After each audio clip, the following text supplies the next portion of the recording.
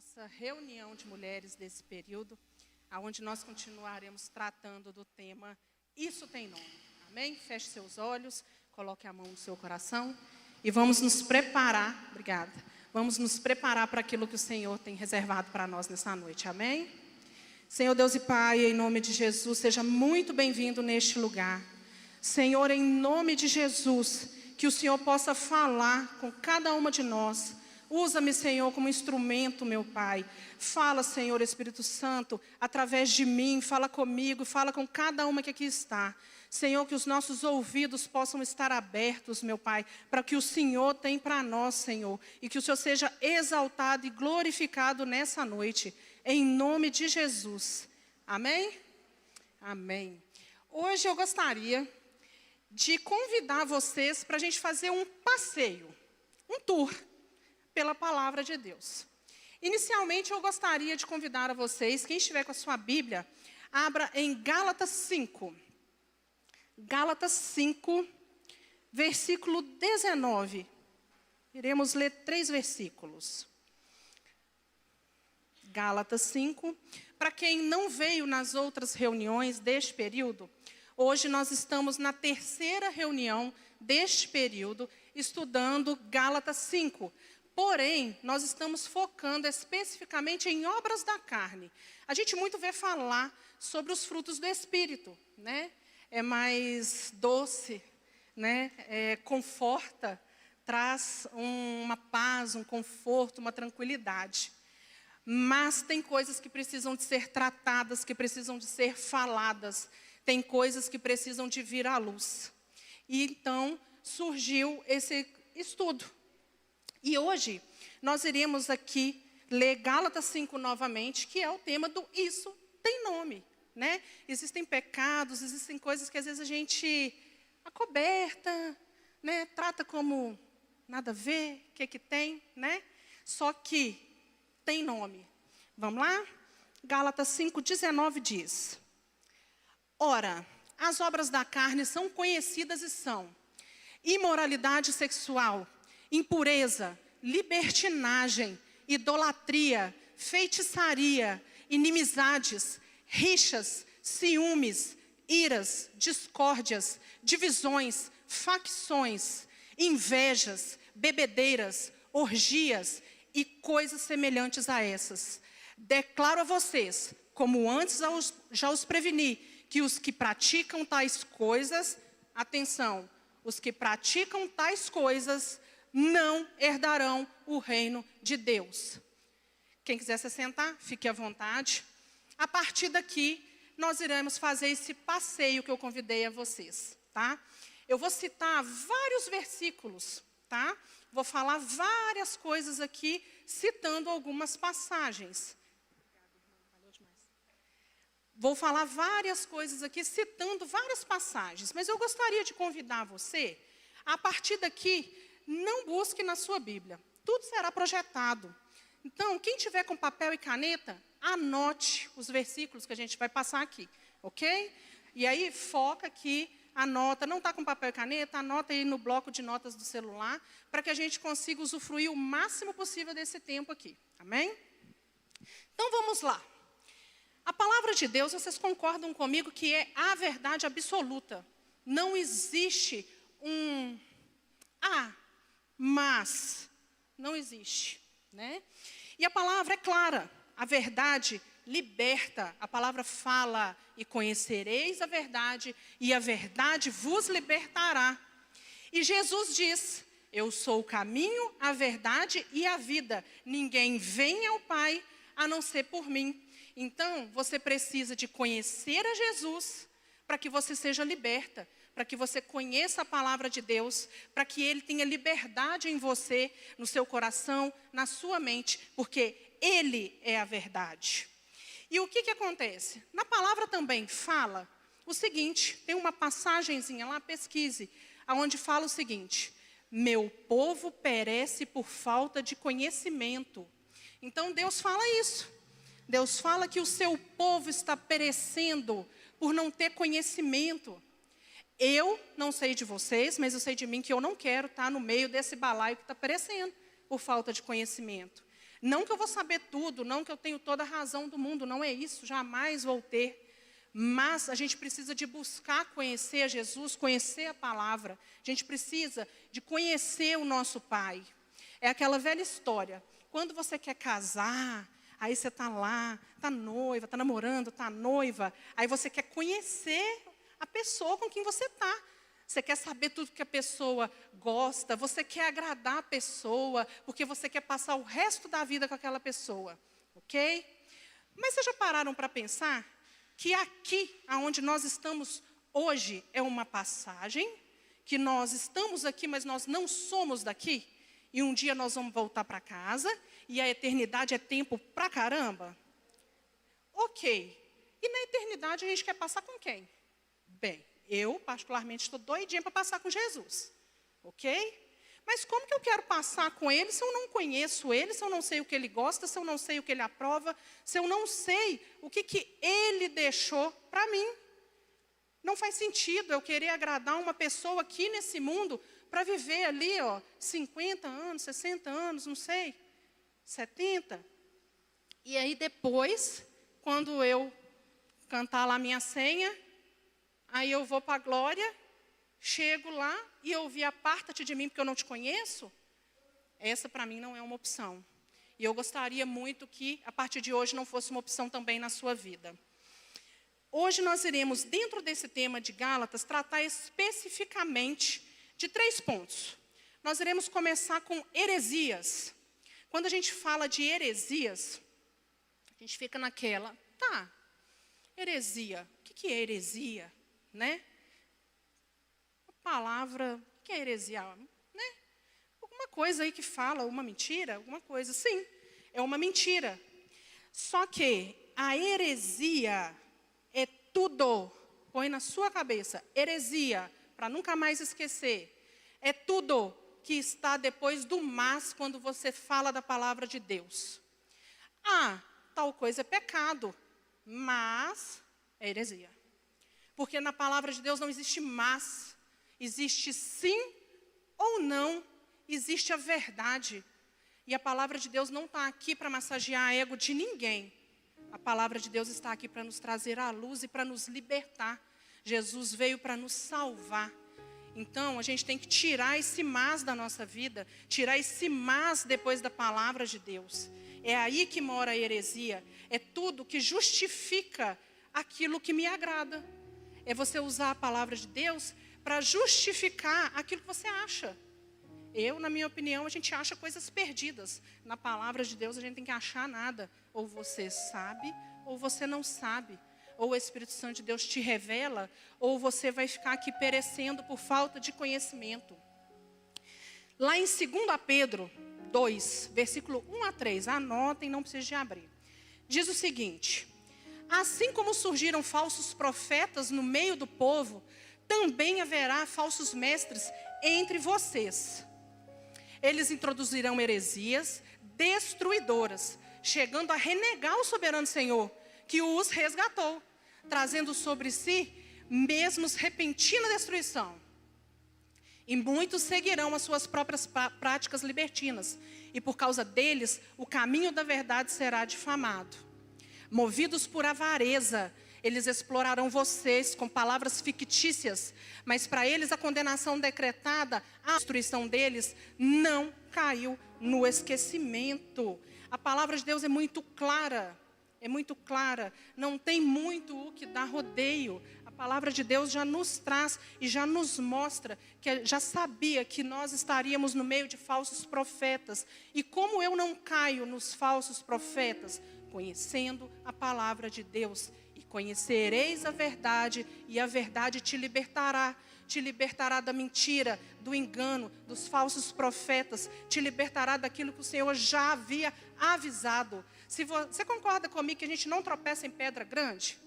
Se eu estou andando aqui, eu vejo uma pedrona, eu estou indo aqui, eu estou vendo que tem essa mesinha, eu vou desviar. Mas a gente tropeça em pedra pequena, a gente tropeça naquilo que a gente não está vendo, que a gente sequer atentou. Então é ali que a gente cai, é ali que você se machuca. A gente tem que ficar muito atento para toda mentira disfarçada de verdade. para massagear o seu ego, para poder satisfazer a sua vontade. A manipulação da palavra de Deus é uma heresia. Lá em João 8, 42, 44, João 8, do 42 ao 44 diz, Jesus disse, se Deus fosse de fato o Pai de vocês, certamente me amariam, porque eu vim de Deus e aqui estou, pois não vim de mim mesmo, mas Ele me enviou.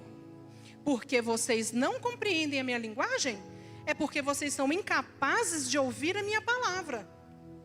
Vocês são do diabo, que é o pai de vocês, e querem satisfazer os desejos dele. Ele foi assassino desde o princípio e jamais se firmou na verdade, porque nele não há verdade. Ou seja, o pai da mentira é o diabo. O pai da verdade é o nosso Senhor e Salvador. Você tem opção de viver enganado ou de correr atrás da verdade, conhecer aquele com quem você pretende passar a eternidade, sair do engano, tirar essas escamas dos olhos, tirar essa coisa de que, mas o que tem? Nada a ver. De que tem e nada a ver? O inferno está assim, porque é o que vem depois do mas na palavra do Senhor. É tudo que justifica o nosso pecado. Deuteronômio 18, 10, 12. Deuteronômio 10, 12. Que não exista entre vocês ninguém que queime o seu filho ou sua filha em sacrifício, nem que seja adivinho. Uma pausa. Aqui, ok, ninguém vai botar fogo no filho. Mas olha o restante. Esse equiparando aqui com sacrifícios. Nem que seja adivinho. Eu preciso falar mais alguma coisa? O que nós teríamos hoje em dia? Puxa na memória aí. O que te remete quando fala um adivinho, um prognosticador, um agoureiro, um feiticeiro? Segura só um minuto, volta só um minuto.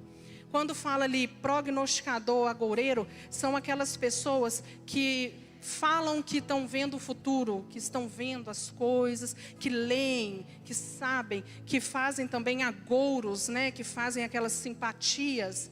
Tá ali, feiticeiro, pode passar. Encantador, necromante. Necromante, essa palavra vocês podem pesquisar. É todo aquele que consulta pessoas que morreram. Os mortos não falam. Coloquem isso na cabeça de vocês de uma vez por todos. Quem morreu, foi. Não te escuta e ele não te escuta. Não adianta. Consulte os mortos. Pois todo aquele que faz tal coisa é Senhor. E por essas abominações, o Senhor, o Deus de vocês, está expulsando esses povos diante de vocês. Seguindo, pode voltar por favor na imagem. Eu li esse versículo e eu gostaria de fazer uma observação, obrigada, dentro dessa imagem. Muito comum hoje em dia a gente usar amuletos. O que tem? Nada a ver. O que tem? É só um amuleto, né? Um olho grego. Aí a gente vai, escuta uma coisa ali que não agradou. Ai meu Deus, isola. Vamos bater 3 vezes aqui na madeira para isolar, né? Ou senão, vou andar com um pé de coelho para poder me dar sorte. Bem, pelo visto, para o coelho não deu sorte. O coelho ali era para ter sorte 4 vezes mais que a gente. Se desse tanta sorte assim, o coelho não estava manco. Aí segue também ali, ó, espada de São Jorge. E ali você deposita a fé que era para estar no seu Jesus. Ali você deposita aquela confiança de que você está sendo guardado. Não, vou andar com um amuleto. Porque, e o mal olhado?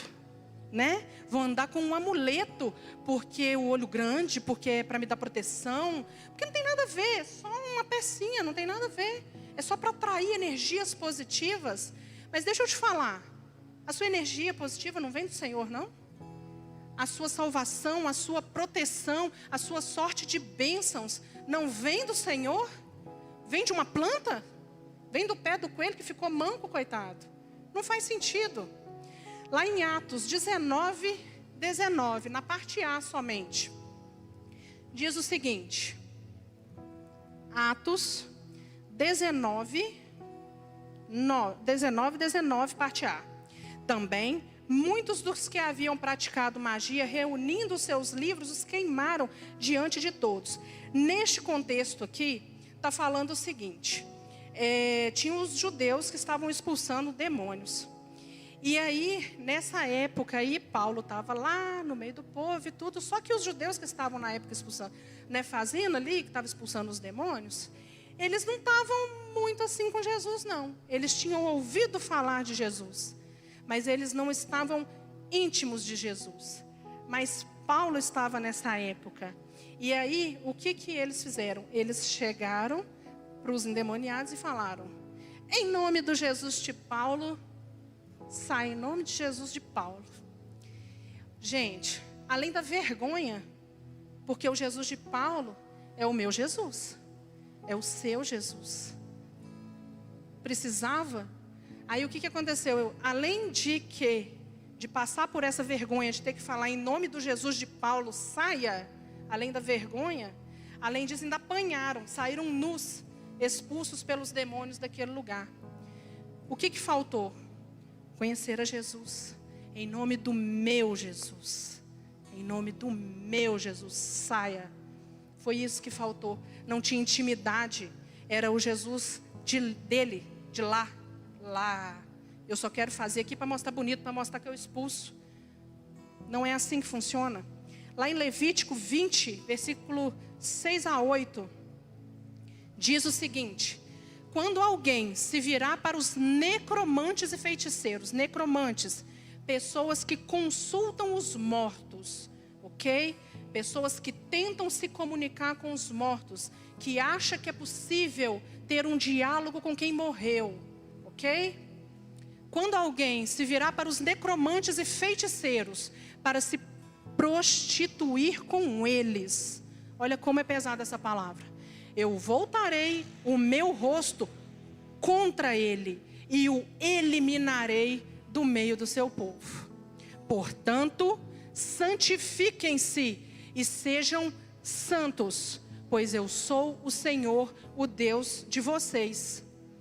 Guardem os meus estatutos e tratem de cumpri-los. Eu sou o Senhor que os santifico.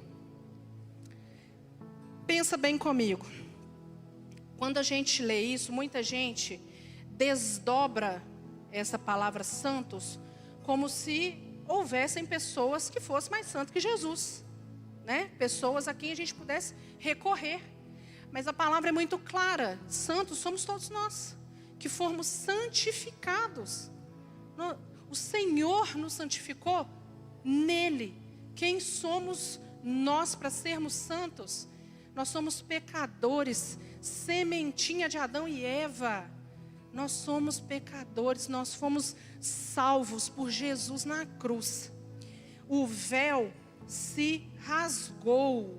Não aceite viver de migalhas. Quando Jesus foi pregado na cruz do Calvário, quando ele se entrega para morrer pelos seus pecados, pelos meus pecados, para nos salvar, o véu se rasgou lá no templo. Isso sabe o que significa? Isso significa que nós temos livre acesso ao Pai. Você não precisa de intermédio, a não ser por Jesus e pelo Espírito Santo de Deus. Você não precisa de mandar recado. Você tem um Pai. Talvez você tenha dificuldade com paternidade. Talvez você teve uma paternidade falha e tenha uma dificuldade em lidar com a comunicação relacionada ao Pai. Isso pode acontecer, mas peça ao Senhor que tire isso do seu coração, para que você consiga viver liberta, podendo chegar perto de Deus e conversar com Ele. Ele é seu Pai, Ele entregou o Filho dele por sua causa. Tenha intimidade com o Senhor, se aproxime. Jesus morre na cruz, para que você aqui, o véu seja rasgado, e você possa se aproximar do Pai. E aí, ao invés de você vir para a direção do Pai, você busca outros caminhos que não te levam ao Pai. Não faça isso. Se ajoelhe e se prostre diante do seu Pai. Lá em Eclesiastes 9, 5, 6, enquanto projeta ali, só ressaltar, não aceite viver de migalhas. Sabe, eu não sei se aqui vocês têm cachorro em casa, eu tenho cachorro, coelho, um monte de bicho. Então, aonde a gente anda, fica igual a arca de Noé atrás da gente. Você chega do quintal, galinha, e tudo querendo migalhas. Fica ali. E aí a gente joga. Está comendo um pão, você tira um pedacinho do pão, você joga. Né? Você está comendo alguma coisa, tira e joga. E a gente faz isso. A gente faz isso com Jesus. A gente fica atrás de migalhas. A gente quer migalha, a gente quer o resto do outro. Busque para você. Busque intimidade. Busque se encontrar com o Espírito Santo de Deus. Busque ter entendimento da palavra. Não aceite viver de migalhas. Não foi para isso que Jesus morreu. Eclesiastes 9, 5, 6 diz: porque os vivos sabem que vão morrer. Eu sei, vocês também sabem. Mas os mortos não sabem nada e não têm nenhuma recompensa a receber. Porque a memória deles jaz o esquecimento. Amor, ódio, inveja para eles já não existe mais. Eles estão afastados para sempre de tudo que se faz debaixo do sol. Creio eu que não precisa ser mais claro do que isso. Claramente, quem foi para a glória ou não, não tem acesso a isso aqui, não tem acesso a você, a sua família, não tem acesso a saber das suas coisas. Quem sabe das suas coisas é Jesus. E quem fica ali ao seu derredor, vasculhando a sua vida, querendo estragar, é Satanás. Se você acha que está falando com quem morreu, eu te garanto que não é Jesus. Porque Jesus está vivo. Ok? Então, se você está falando com quem morreu, você está falando com quem? Tenta pensar. Lá em Salmos 6, 5. Pois na morte não há recordação de ti no sepulcro. Quem te dará louvor? Ou seja, não adianta procurar fazer rezas, orações, seja lá a palavra que você quiser usar, para mortos. Isso é pecado, isso é feitiçaria. Não faça isso. Não atraia maldição para a sua vida. A palavra de Deus é clara. Lá em Ezequiel 13, 23. Vai tomando nota aí, porque tem vários versículos. Diz o seguinte: por isso vocês não terão mais visões falsas. E nunca mais farão adivinhações. Livrarei o meu povo das mãos de vocês. E vocês, mulheres, saberão que eu sou o Senhor.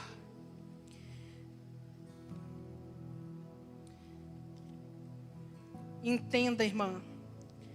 Tudo isso que eu falei até aqui, quando a gente fala, como eu disse no início dessa parte, feitiçaria. A gente pensa num feiticeiro que está lá fora, com uma capa preta, que está, né? Não. Muitas vezes, nós somos feiticeiras da nossa própria vida. Nós somos feiticeiras da nossa própria família. Nós somos feiticeiras da própria geração que a gente está plantando. Não seja, repreenda pelo poder do nome de Jesus isso na sua vida. Não aceite amuletos, não aceite migalhas. Não tente falar com quem morreu. Procure Jesus. Ele sim está vivo. Pulando para idolatria. Um tema polêmico, talvez. Talvez. Mas talvez para aqueles que não têm entendimento da palavra. Porque se você entender da palavra, não é um tema polêmico. É um tema libertador. Vamos falar de idolatria a partir de aqui. Nós sabemos que nós temos uma cultura em nosso país que preza por uma doutrina mariana, ok? Não estou aqui para ofender a fé de ninguém, né? Fui criada inclusive dessa forma, até o dia em que o Espírito Santo de Deus, sem ninguém ministrar em minha vida, começou a trabalhar esse tema em minha vida. Começou a me mostrar na igreja, né, no lugar aonde eu ia, que tinham coisas que não estavam de acordo. Eu olhava e falava assim, engraçado. Eu chegava lá e fazia assim, engraçado. Tem algum lugar na Bíblia que fala que isso é errado, mas eu não sei aonde, mas tem um lugar na Bíblia, engraçado, isso está me incomodando. E ali começou o meu processo de conversão. Isso já tem um tempo. E aí, muitos anos depois, quando eu e meu marido começamos a ir em uma igreja batista lá em BH, é que o Espírito Santo, o meu calinho pegando. E eu vou compartilhar isso com vocês, tá? Eu gostaria agora de falar com vocês sobre Maria.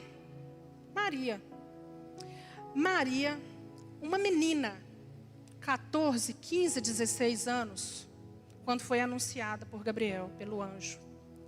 Ela foi anunciada para aquilo que eu considero como um dos maiores desafios da humanidade. Uma menina corajosa, uma menina de fé, uma menina obediente, uma menina que tinha temor ao Senhor, ok? Mas ela não é Jesus. Ela carregou Jesus, isso sim, mas ela não é o nosso Deus. Ela é tão Maria quanto eu e quanto todas nós aqui, ok? Não sou eu que estou falando, como eu disse no início, convido vocês a fazer um tour comigo pela Bíblia. Não é a palavra que liberta? Então é essa a proposta de hoje, amém? Então vamos lá. Lá em Mateus 1, 24, 25, diz: quando José despertou do sono, todas lembram, só uma pausa, todas lembram quando José foi avisado em sonho de que Maria estaria grávida, que o Espírito Santo de Deus enviaria. Tararana, todo mundo lembra disso, ok? Beleza. Então, ele estava dormindo, sonhou, acordou. Esse é o contexto. Quando José despertou do sono, fez como o anjo do Senhor lhe havia ordenado e recebeu Maria por esposa. Pode passar. Porém, não teve relações com ela enquanto ela não deu à luz a um filho, a quem pôs o nome Jesus. Segura a projeção, por favor. Bem, eu não sou professora de português. Inclusive, tem uma excelente ali, né, tia? Mas, me corrija se eu estiver errada. Enquanto, eu não desço daqui enquanto essa palavra não acabar. Nós não vamos embora enquanto a palavra não acabar. Enquanto. Mas vai chegar uma hora que eu vou descer. Vocês concordam comigo? Vai chegar uma hora que a gente vai embora, a igreja vai fechar. Ok? Enquanto ela não deu à luz a um filho. Enquanto. Mas, depois que Jesus nasceu, ela foi anunciada. Ela era virgem. Ela teve Jesus. E depois concebeu seu casamento dela. Ela se casou com José. Ela teve outros filhos. Por que que a gente tem que ficar a vida inteira tratando como a virgem? A mentira é de quem? Falei no início. De quem é o engano? Por que viver no engano? Qual a necessidade? Qual é essa necessidade dessa maternidade absurda? Essa falta que tem dentro de você, buscando por alguém para tampar essa necessidade de uma maternidade, de uma paternidade. Isso é a falta de Deus, isso é a falta de preencher com o Espírito Santo de Deus. Simples assim. Não viva no engano. Quando a gente pensa que, contei o meu caso, né, de quando eu me converti, né, comecei a contar aqui. Comecei a frequentar a igreja, ia aos cultos, e eu ficava encantada, eu chorava muito, o Espírito Santo de Deus me tocava absurdamente. Mas tinha alguma coisa que me prendia. Eu tinha uma alma intoxicada. Eu era uma nova convertida intoxicada. Estava muito agarrado em mim, coisa que eu não sabia o que era. Até o dia em que eu fui em um culto, e um pastor, de forma muito sábia, falou de Maria com muito respeito, com muito carinho, e explicou quem ela era. E eu olhei para ele assim e falei, gente, é isso. E eu saí daquela igreja aquele dia e na porta eu falei com meu marido, a partir de hoje eu sou uma convertida. Porque agora eu entendi quem é Maria. Ali o meu calo estava pegando, porque na minha cabeça era o quê? Crente não acredita em Maria, mas Maria está lá na Bíblia e não estou entendendo mais nada. Aí naquele dia eu entendi quem era. Falei, opa, peraí, agora eu entendi. E foi a partir daquele dia que o Espírito Santo começou a obra em minha vida. E cada dia, até hoje, até o dia que Ele me chamar, Ele vai continuar fazendo. E aí tem muita gente que apela, olha o mas depois da vírgula na palavra de Deus. Lá em João 2, 3 a 5, muita gente às vezes apela para o poder da intercessão. A gente sabe, está aqui, o Espírito Santo de Deus intercede por nós. Amém? Então, lá em João 2, 3, diz o seguinte: tendo acabado o vinho, a mãe de Jesus lhe disse: eles não têm mais vinho. Mas Jesus respondeu: por que a senhora está me dizendo isso? Isso ainda não é chegada a minha hora. Então ela falou aos serventes: façam tudo conforme ele vos disser. Olha só, nós temos uma cultura pautada no poder de intercessão em Maria. Mas se ela tem tanto poder de intercessão assim, por que que nessa passagem ela vai lá, fala com Jesus, Jesus pergunta para ela: que tenho eu contigo? E aí ela volta nos servos e fala: faça tudo conforme ele vos disser. E tudo que ele nos diz está aqui. E aí a gente insiste, a gente fica ali secando gelo, dando murro em ponta de faca. A gente quer justificar, a gente quer colocar o mas depois da palavra. Esse mas não existe, isso é engano. Não viva dessa forma, não se permita viver de migalhas. Tenha respeito por Maria, tenha respeito, admiração. Vamos fazer o seguinte: já que Maria é tão admirável, e é sim, vamos ter então a fé dela, vamos ter a obediência, vamos ter a coragem dela, já que é para se espelhar nela, não é verdade? Seguindo, a gente às vezes, dentro desse contexto que eu trouxe até agora, a gente vive com a síndrome de Gabriela. Eu nasci assim, vivi assim, aprendi assim, vou morrer assim, vou para o inferno assim. E não é assim que funciona. Deixa eu te falar. Vamos lá. Pensa um contexto aqui comigo. Uma criança que cresceu sendo espancada pelos pais, abusada pelo pai. Quem aqui concorda que está certo? Levanta a mão, por favor. Ninguém concorda. Mas essa criança cresceu nesse contexto achando que era certo. Porque a figura de segurança na vida dela, que é o pai e a mãe, ensinou isso. Ensinou que é apanhar calado. Ensinou a ser abusado, maltratado. Essa criança cresceu achando que isso estava certo. E por que isso não pode acontecer com a gente em várias outras áreas da nossa vida? E por que a gente não pode também acreditar em outras coisas? Ok, os nossos pais são nossas autoridades instituídas por Deus. Devemos honra, é um mandamento do Senhor. Honre teu pai e tua mãe. Honra, ok? O que não quer dizer que eles sejam donos da razão. Pode ser que eles vieram também de um ensino errado, que também veio de um ensino errado. E assim foi por gerações. Quebre isso em você agora. Não permita viver dessa forma. Não se permita viver dessa forma. Olha para a sua vida agora e quebra isso daqui para frente. Declare sobre a sua família. Não aceite viver no engano. Maria não é um engano. Que fique claro. Maria não é um engano. Mas o mas depois da vírgula é um engano.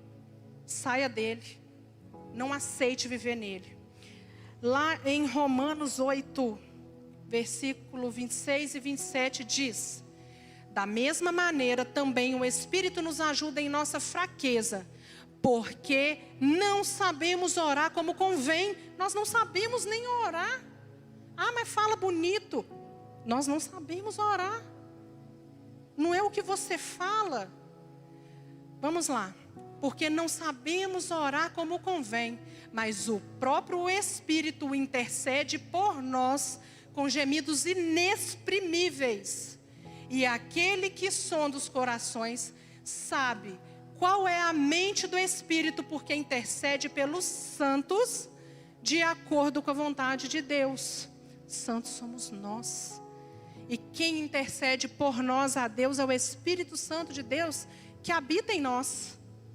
Não se permita viver de engano. Não se permita viver mandando pombo correio para Jesus.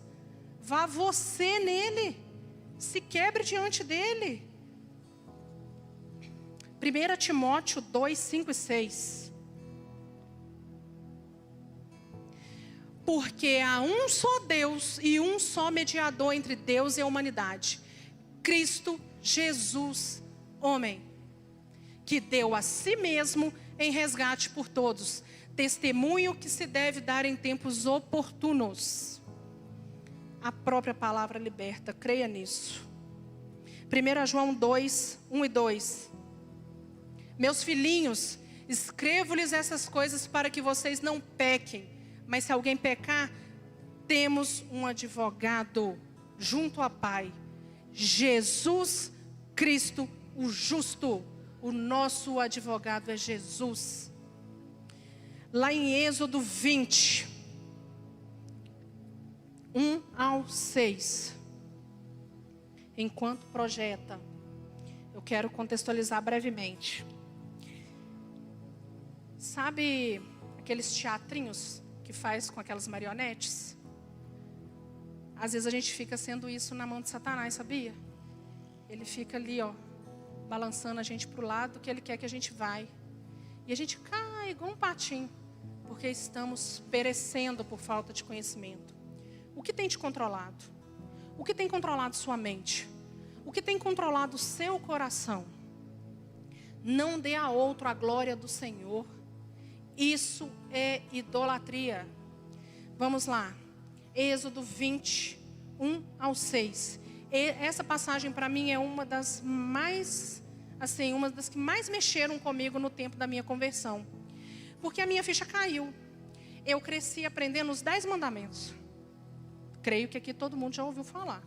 Os 10 mandamentos, ok? Um belo dia, e conhecereis a verdade vos libertará. Eu li o primeiro.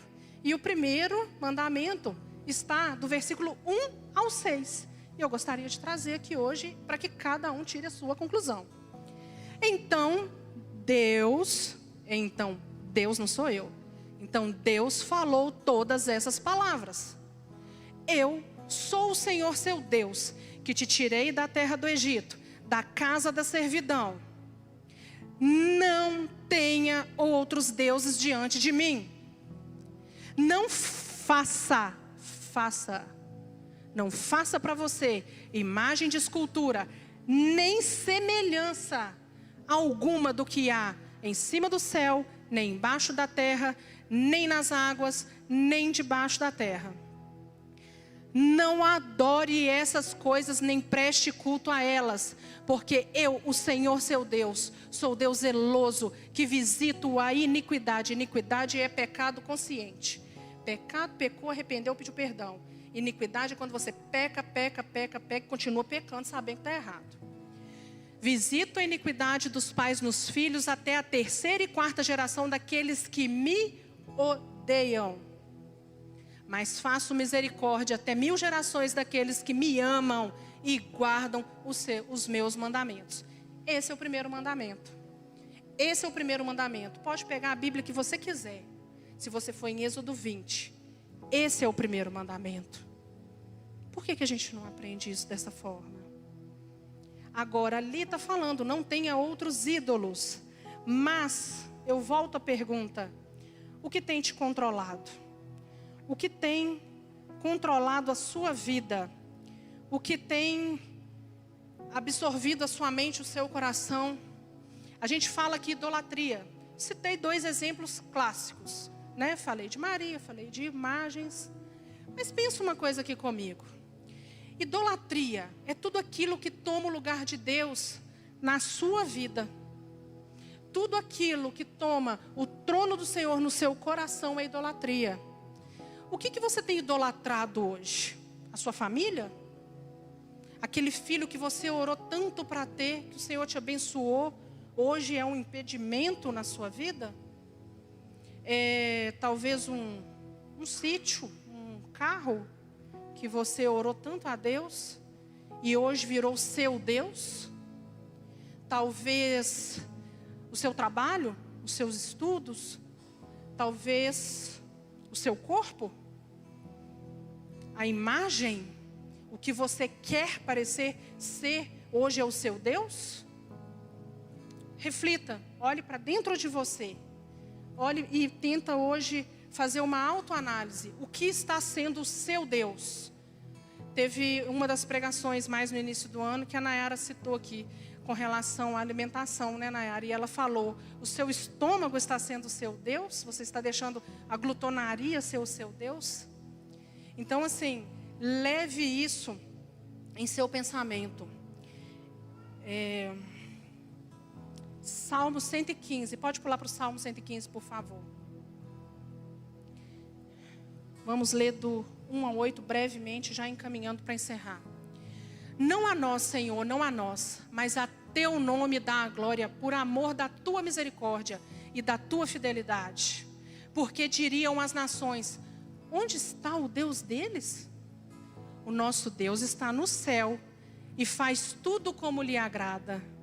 Os ídolos das nações são de prata, de ouro, obra de mãos humanas. Tem boca e não falam, tem olhos e não veem, ouvidos e não ouvem, tem nariz e não cheiram. Tem mãos e não apalpam, tem pés e não andam. Som nenhum lhe sai da garganta. Tornem-se, agora prestem atenção nesse versículo. Tornem-se semelhantes a eles o que fazem, e todos os que nele confiam. Você que faz, você que confia, você se torna semelhante ao seu ídolo. Bem, eu acredito que não seja muito interessante você viver alienado. Ali assim, flutuando, sem saber de nada. Porque dá essa impressão. Tem olho, mas não fala, tem boca, mas não fala, tem olho, mas não vê, ouvido, mas não ouve. Eu não quero viver dessa forma. Vamos para Atos 10, 24, 23. Eu quero dar um exemplo. Pedro, quando segue, né, quando Jesus ressuscita e tudo, e Pedro segue depois em seu ministério, ele foi para a casa de Cornélio fazer uma visita. Ele foi lá para almoçar. Cornélio chamou a família. Fico imaginando se fosse hoje. Pedro vai lá em casa. Chama todo mundo. Vamos lá em casa, Pedro vai lá. Pedro vai lá, ele andava com Jesus, ele vai falar de Jesus. Só que quando Pedro está chegando na casa de Cornélio, olha o que acontece. No dia seguinte, Pedro chegou a Cesareia. Cornélio estava esperando por eles, tendo reunido seus parentes e os amigos mais íntimos. Quando Pedro estava por entrar, Cornélio foi ao seu... Imagina essa cena. Cornélio foi ao seu encontro e, prostrando-se aos pés dele, o adorou. Pensa aqui comigo, vai lá, 26. Olha a resposta de Pedro. Eu imagino se Pedro estivesse aqui hoje entre nós, vendo o que acontece, vendo como a glória de Deus está sendo conduzida. Naquela época, porque Cornélio ajoelhou em seu pé, ele respondeu: levante-se, porque eu também sou apenas um homem. Essa foi a direção de Pedro. Se hoje, eu sabendo disso, eu vou buscar Pedro para ir lá falar com Jesus, para falar com Deus, telefone sem fio. E aí Pedro, se ele pudesse falar com a gente aqui, ele ia chegar e falar assim: sai daqui, sou homem como você, tão pecador como você, não faz isso, não sou Deus, não se prostra diante de mim. Foi isso que ele disse, o próprio Pedro.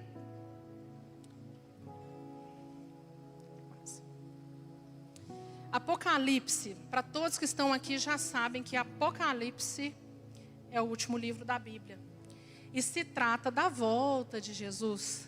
Eu estou ansiosa pela volta de Jesus e creio que vocês também estejam. Lá no finalzinho de Apocalipse, Apocalipse 22, 15 e 16, diz o seguinte, está falando da volta de Jesus. Quando Jesus vier, eu quero subir bela e plena, dando tchauzinho de missa. Ok? Todo mundo aqui vai junto, né, gente? Por favor. Jesus vai voltar. Ok? Amém? Glória a Deus. Nós vamos subir. Se não cantar a senha da gente antes, a gente sobe com Jesus quando ele voltar, beleza? Mas olha o recadinho que ficou pra gente. De fora, Ficam os cães, os feiticeiros, os impuros, os assassinos, os idólatras e todo aquele que ama e pratica a mentira. Eu, Jesus, enviei o meu anjo para dar testemunho dessas coisas a vocês nas igrejas. É por isso que eu estou aqui hoje falando com vocês. Eu sou a raiz e a geração de Davi, a brilhante estrela da manhã. Glória a Deus. Gostaria de convidar o Ministério de Louvor para já ir chegando, para já ir se aproximando. E olha só, eu queria no finalzinho agora, tratando sobre a idolatria, já encerrando, eu queria fazer uma pergunta para vocês. Pense em um ente querido, a pessoa que você mais ama, um filho, um marido, a sua mãe, o seu pai. Pode parecer um pouco pesado o que eu vou falar, mas entenda, tenha sabedoria. Se ele sofre um acidente, é atropelado, alguma coisa assim. Hoje em dia, quando alguém morre, ninguém preocupa mais. Quando alguém está morrendo, passando mal, ninguém mais quer ajudar. Todo mundo quer tirar foto, né? Quer gravar para mostrar que viu que o outro morreu. Então, numa dessa, esse seu ente querido que você está pensando, morreu e está todo esmagado lá no asfalto. Chega uma pessoa, vai lá e tira aquele monte de foto e manda para você. Está lá no seu celular. Você vai e revela e coloca no porta-retrato na sua sala. Para você ficar olhando para ele e lembrando do tanto que você amava ele. Você não está adorando, você não está idolatrando aquela foto. Você está lembrando do seu ente querido. Você está lembrando. Agora me diz, por que a gente faz isso com Jesus? Por que você faz isso? Jesus morreu na cruz por sua causa, mas ele não está lá. Por que você ainda enxerga o seu Jesus desse jeito? Por que você ainda acha que seu Jesus está sangrando com uma coroa de espinho? Por que você aceita que falem que o seu Jesus está morto?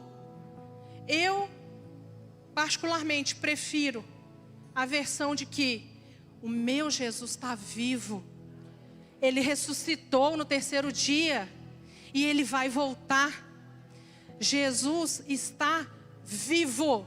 O sepulcro está vazio. Receba essa palavra nessa noite. Entenda que o seu Jesus não está morto. Você não precisa de olhar ele crucificado numa cruz de enfeite, pegando poeira. Você não precisa disso. Você precisa do Espírito Santo de Deus em você. Você não precisa de uma imagem sangrando para lembrar de Jesus. Ele está vivo. Porém, até aqui, foi uma palavra um pouquinho dura, um pouco pesada talvez, mas eu tenho uma boa notícia. Ao fim dessa palavra eu trago uma boa notícia para você, que hoje recebeu essa palavra. Eu tenho um recado de Jesus para você lá em Lucas 5, 31 e 32. Jesus tomou a palavra e disse, Jesus tomou a palavra: os sãos não precisam de médico, e sim os doentes. Não vim para chamar os justos, e sim os pecadores ao arrependimento. Se arrependa, é só isso. Jesus deixou claro, se arrependa. Se você identificou na sua vida um pontinho de idolatria, um pontinho de feitiçaria, um pontinho de heresia, é uma mentirinha, é só uma mentirinha. O que tem? Ah, mas é porque se eu falar a verdade vai achar ruim, vai brigar comigo, o que eles vão pensar? Você está preocupado com o que eles vão pensar ou com o que Jesus vai pensar de você?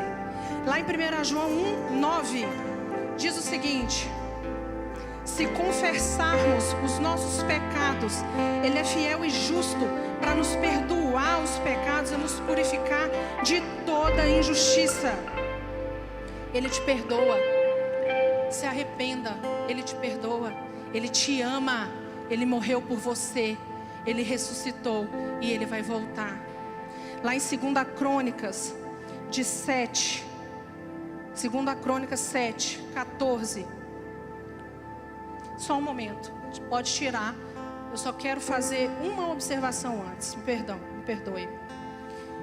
Eu só quero fazer uma observação antes dessa última passagem. Coloca para mim a última imagem. Nós estamos em um mês de outubro. Okay? Nós estamos no mês de outubro.